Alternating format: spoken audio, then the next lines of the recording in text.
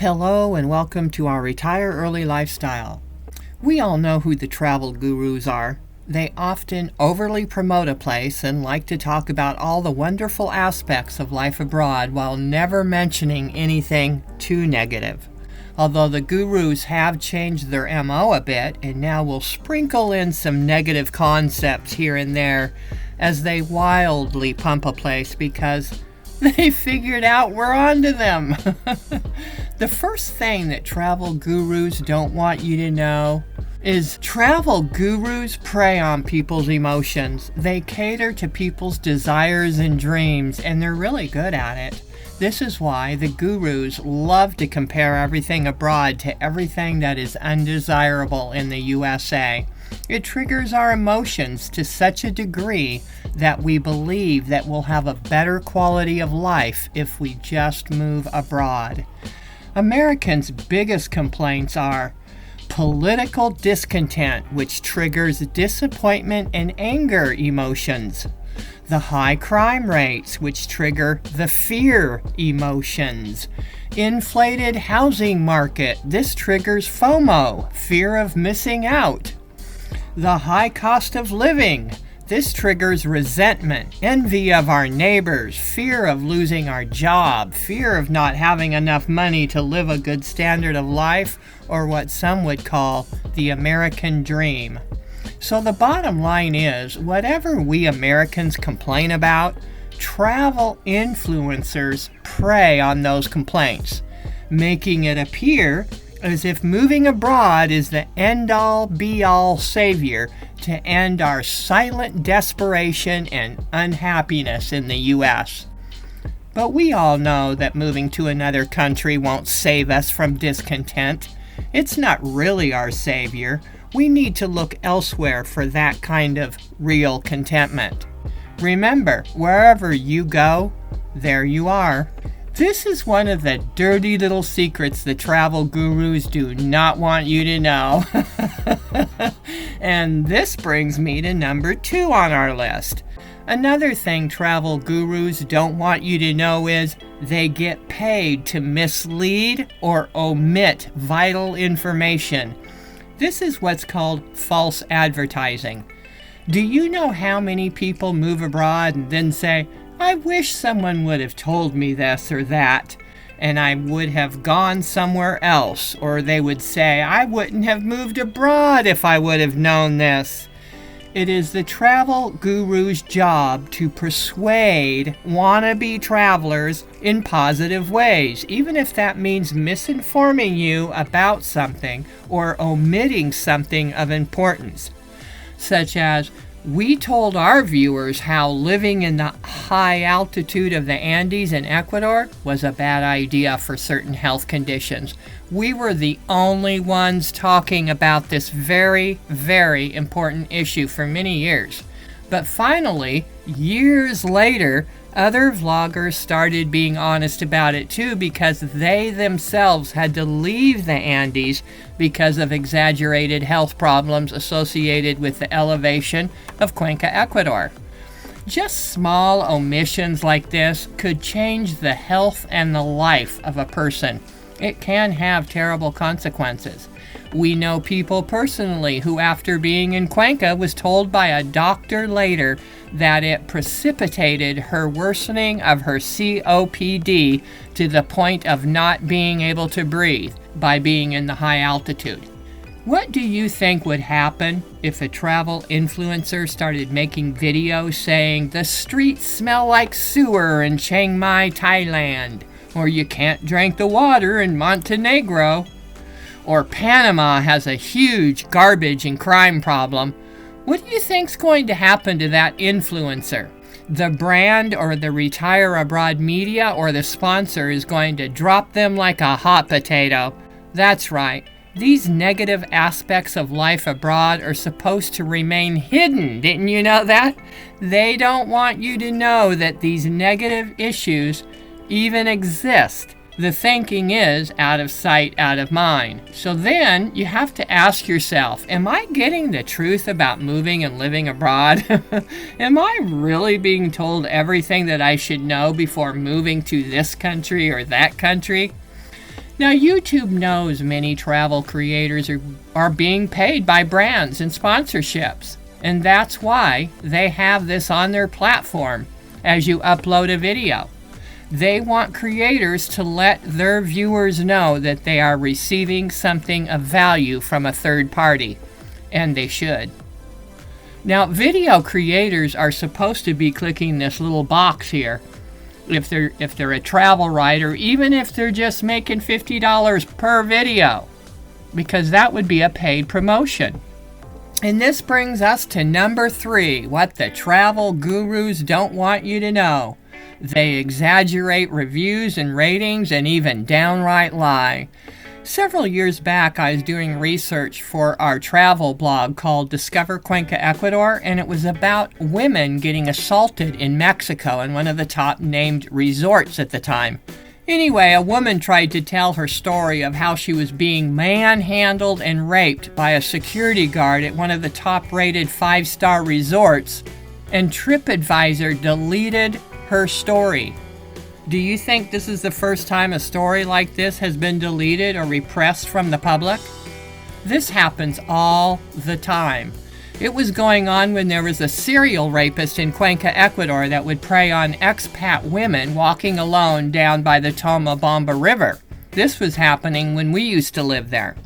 Women were going on to the very popular Gringo portal trying to tell their story in the forum section, and their story would get deleted. The moderator would delete these women's rape stories because it made Cuenca look bad for tourism and foreign residency.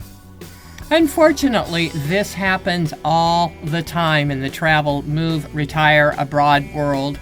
You wouldn't believe all the crime encounters that people try to post on different travel forums, and their posts are mysteriously deleted. These are the things that travel gurus just don't want you to know. But we now know, don't we? Moving on to number 4, what the travel gurus don't want you to know. The health and personal risks of living abroad. What do you think you're escaping from when you leave a developed country like the USA for a foreign country that is still in the developmental stages? Someone just left a comment on one of our videos stating they've had gastrointestinal issues for years now, starting right after they left the Philippines.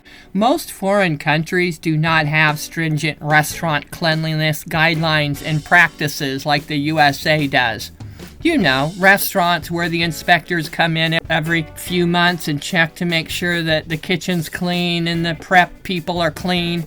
In developing countries, it just really depends on the country, but usually in developing countries, it's a hit and miss, even if they decide to check the hygiene practices of a public restaurant. And when they do, they're not as strict about cleanliness. One thing that really bothered us about living in a developing country is everyone puts their poopy toilet paper in a bin where flies congregate in restaurants and then land on your food or plate. That's where the parasite E. histolytica comes from, which is endemic in Latin America. Most people who have been abroad are infested with parasites. Some people know and others just shrug it off as a food allergy or IBS. But irritable bowel syndrome and gastrointestinal complaints is symptoms of parasites. Certain foods like sugary cola drinks and high-carb diets and sweets actually feed the parasites in your body. They thrive and multiply on that stuff. Parasites do not go away by themselves. Thankfully, most people now know what to do about these invasive creatures that are eating us alive from the inside out. We know of some travel influencers that eat raw produce on a daily basis in developing countries. They lived on the coast of Ecuador for several years. Now, for the record, an Ecuadorian doctor told us that parasites are endemic in Ecuador, but especially on the coast. It's in the food and the water, said the doctor.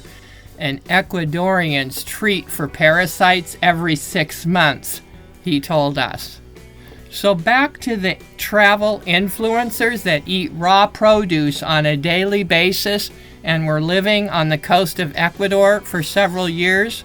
They told their viewers that they didn't have parasites. Just letting you know what they don't want you to know. Number 5, local prices versus foreigner gringo prices. The travel gurus don't want you to know that going local can save you hundreds and perhaps even thousands of dollars, and it colors your entire experience. You need to understand something. It's very simple.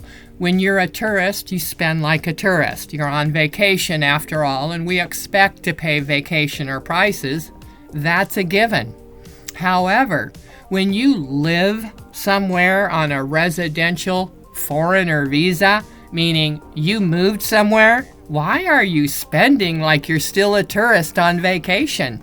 People complain that after becoming residents, the locals treat them like their very own ATM machine. Well, that's why. You've heard the story that when you go abroad, there are 2 different prices, the local price and the foreigner price. And actually, there are 3 prices. The 2 I just described and the local foreigner price, which is actually paying just slightly above what the locals pay. Most people never get to the local foreigner price before they end up moving back home. A local Ecuadorian told us that gringos will always pay a higher price for stuff, but not too much higher if they already know the prices. Like what is happening today, where a foreigner pays 3 and 5 times more on things just because they are Americans. So remember this. It depends on your arrangement and position in that country. Are you a resident and live there, or a tourist on vacation? Anything with a year's lease is a resident, and you should be paying local foreigner prices, not tourist foreigner prices. But I guess that's up to you. I mean, do you want to overpay? Do you like being taken advantage of and laughed at for not knowing the prices of the country you live in? Get this, the travel gurus, they want you to pay thousands of dollars participating in their relocation services or their travel seminars and workshops. Bah humbug. You'll learn way more by just going there and hiring a local to show you the ropes for the first 2 weeks. Give the money to those who really need it. They want you to pay the tourist taxi rates instead of the resident taxi rates. Be careful with this one. The overpricing experience is just over the top. It just goes on and on and on. It goes back to, do you want an authentic local experience? Or do you want to be on a never-ending vacation, spending like a kid in a candy store who was just given $1 million? Do you want to experience the history and the culture of a country through the eyes of an overpriced tourist guide? Or do you want the adventure of a lifetime hiring a bilingual that is not in the tourist business but needs to feed a family? You have to be careful with this authenticity. There is the local authenticity, and then there is the tourist authenticity. There's a big difference. We're seeing a lot of this misuse of terminology, calling it live like a local tourism, which is a gross misuse of terminology. It's like when Hollywood uses the term kingdom of heaven. Of course, talk about gross misuse. If you really want to know what that is, don't go to Hollywood for that explanation. Of course, you knew that, right? And so this live like a local tourism, what they really mean is experience how locals do such and such. Experience how locals make olive oil. Experience how locals make, I don't know, club sandwich, whatever. So it's not live like a local. You didn't get up in the middle of the night and make that bread dough. Experience how great-great-grandma makes her secret tomato sauce. Yeah. There's a huge myth about traveling like a local. While many gurus promote authentic experiences, these suggestions can be commercialized and not as genuine as they appear. For instance, in Portugal, they have tourist restaurants smack dab in Lisbon, in the tourist area, offering people the local food experience of avocado toast. But get this, a piece of toast with avocado spread on it costs a whopping $9 or more. And that's just one example of tourist authenticity versus real local authenticity. You could probably walk off the beaten path of Lisbon about 3 to 5 blocks and find avocado toast in a quaint mom and pop cafe for $3 or $4. They get way less traffic because they're not located on the tourist strand. But you're going to get way more authentic experience going there. There'll be less foreigners, less noise, less crowds, probably more food on your plate, and it's going to cost less money. Enjoy! So here's a recap of what the travel gurus don't want you to know, so be careful when you go abroad. Number 1, travel gurus prey on people's emotions. Number 2, they get paid to mislead or omit vital information. Number 3, they exaggerate reviews and ratings and even lie. 4, the health risks of living abroad. They never want you to know them. 5, local prices versus foreigner gringo prices. We could add so many other aspects of life to this list that the travel gurus don't want you to know, but we'll end the information right here. We hope you enjoyed that. Stay safe and take care. Bye-bye.